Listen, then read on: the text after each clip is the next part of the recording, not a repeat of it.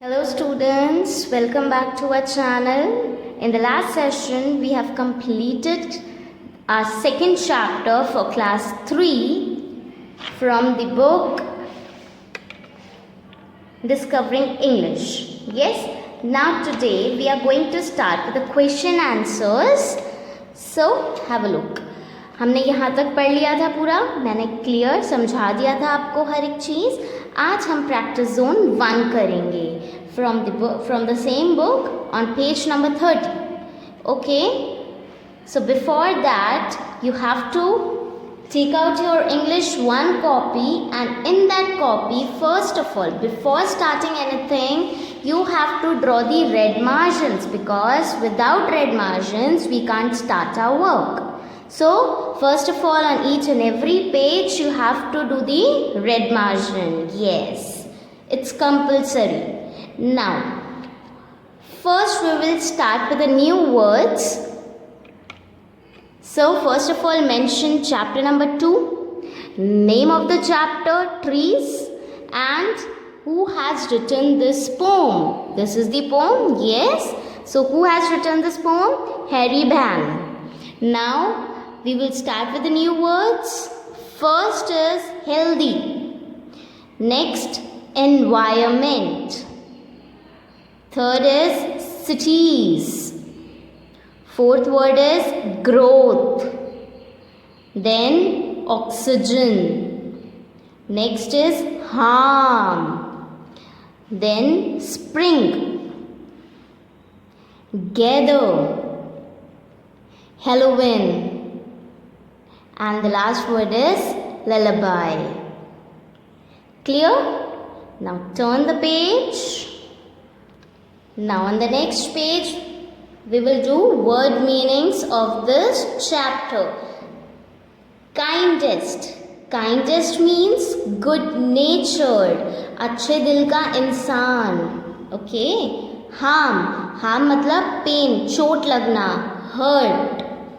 Boughs. Boughs means curved branches. नीचे की तरफ झुकी हुई होती हैं branches. That is mean curved branches, जहाँ पे birds बैठती हैं. Beams. Beams क्या होता है? Rays of light. सूरज की किरणें. हम मतलब बहुत धीरे से आवाज करना. A low sound. Drowsy. Drowsy means sleepy. Clear? Now we have completed the word meanings. Next comes to the complete the lines. Now this is an important question. Put a star mark over here, because this is an important question. Now they gives us. अब इसके लिए ना आपको pome learn करनी पड़ेगी. Pome बहुत easy है, learn हो जाएगी अगर बहुत ध्यान से लर्न करेंगे तो. सो आपको ये पोम लर्न करनी है, बिकॉज कहीं से भी कंप्लीट द लाइंस आ सकती हैं आपके एग्जाम में. सो अगर आपको पोम याद होगी तो आप लिख सकते हैं इस पोम को. Clear students? They give us dash fruits in leaves above and woods to make our houses of, and leaves to burn on Halloween, and in the spring new buds of green. Clear students? ऐसे ही आपको red line से red pencil से underline करना है, ताकि आपको भी clarify हो जाए कि कहाँ कहाँ डैश आएगा. Okay, now on the next page we will start with these question answers which was given on the page number 30. Okay, so first question is, what is the theme of the poem? हमने pome पूरी पढ़ ली, समझ भी ली. अब आपको theme पता होगी, इस पोम में क्या कहना चाहता है पोएट, वो सारी चीज़ें हमें नोट डाउन करनी है. Okay, so look at the answer number 1. The poet refers to trees as the kindness thing. Kindness thing मतलब बहुत ही अच्छा good nature वाला इंसान. So the 5 facts are as follows. अब 5 facts बताए गए हैं. It is sufficient to give us oxygen. हमें क्या मिलता है ट्रीज से? ऑक्सीजन, है ना, जो हम ब्रीद इन करते हैं, जो हम जैसे हम सांस इजीली ले सकते हैं। Second point is it keeps the environment clean. ये हमारे एनवायरमेंट को क्या करता है? बिल्कुल क्लीन रखता है, साफ रखता है। Yes. Third point is it gives us timber. Timber क्या है? वुड। वुड देता है हमको ताकि हमारे घर के फर्नीचर्स बन सके, और वुड से पेपर बनता है, वुड से मेडिसिन्स बनती हैं। क्लियर? सो क्या प्रोवाइड कराता है हमें? टिम्बर। सो वुड हमारे बहुत काम आता है। Next point is it gives us food and fruit. Trees हमें क्या देते हैं? Food and fruit. It provide shade to animals and human beings. Shade मतलब उसके नीचे हम छाया ले सकते हैं। So animals, for the animals and human beings. Clear? Now come to the question number 2. What do trees do for animals and birds? हमने already पढ़ा है चैप्टर में, इस पोम में, कि ट्रीज कैसे हेल्पफुल हैं किसके लिए? एनिमल्स और बर्ड्स के लिए। सो बताइए ट्रीज क्या देते हैं एनिमल और बर्ड्स को? यस, शेल्टर, शेड प्रोवाइड करवाते हैं ना। Trees provide shelter and food for birds and small animals. Clear, students? Now question number 3. What is the wood of tree used for? Tree का जो wood है ना, वो किस लिए काम आता है? जस्ट अभी मैंने आपको बताया। The wood of the tree is used for making furniture and paper. किस लिए काम आता है? Furniture and paper. Clear? Question number 4. In the poem, who hums a drowsy lullaby? Now, poem में कौन लोरी गा रहा है? लोरी गा के कौन सुना रहा है? So, इसका आंसर क्या है? In the poem, trees hums a drowsy lullaby. Okay. Question number 5. What do we get from trees for Halloween? Halloween के लिए हमको क्या मिलता है ट्रीज से? We get leaves from trees to burn on Halloween. क्या मिलता है? Leaves मिलती हैं हमको ताकि हम उसे जला सकें. Which light do the trees hold before evening changes into the night? अब कौन सी लाइट होल्ड करके रखते हैं ट्रीज अपने पास इवनिंग से इवनिंग तक? Before evening changes into the night, है ना, नाइट से पहले कौन सी लाइट होती है? आपको भी पता है ना बच्चों, कौन सी लाइट होती है? Yes, exactly, beam of sun. Yes, rays of light. कौन सी लाइट है वो? सन की light.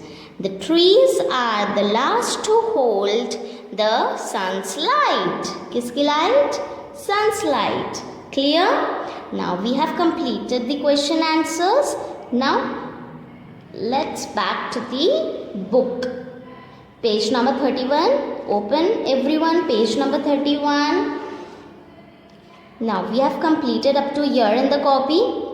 Now come to the question number 2. Choose the correct answer to complete the sentences. हमें इसको complete करना है. Trees spread. Trees क्या spread करते हैं? Shed, bed, leaves या फिर mud. क्या spread करते हैं? Yes, exactly, shed. तो अपन क्या लिखेंगे? Shed. Clear? Next is trees gather birds on their. Trees gather क्या करते हैं? gather मतलब इकट्ठा करना. gather means इकट्ठा करना. तो trees पे कहाँ पे इकट्ठी होती हैं birds? boughs, trunk, leaves या roots? किस पे? yes, exactly, boughs. Third one is in this spring trees are full of dash birds. कौन सी बर्ड से कौन सा कलर रहता है बर्ड्स का? स्प्रिंग सीजन में हर जगह क्या क्या होती है, कौन सा कलर होता है हमारे पूरे एनवायरनमेंट में? रेड, ब्राउन, ग्रीन या ब्लैक? कौन सा होता है बच्चों? Yes, exactly, green, with the green buds.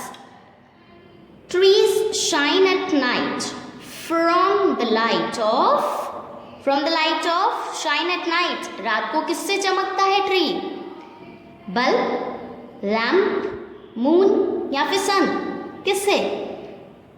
Yes, moon. Now next come to the question number 3. Put a tick mark for the correct answer and choose cross for the wrong answer. Now, first one is the poet calls trees harmful. Trees हमारे लिए harmful है क्या? हमें नुकसान पहुंचाते हैं trees? No, poet ने तो ऐसा कभी नहीं बोला. Trees are very useful to us.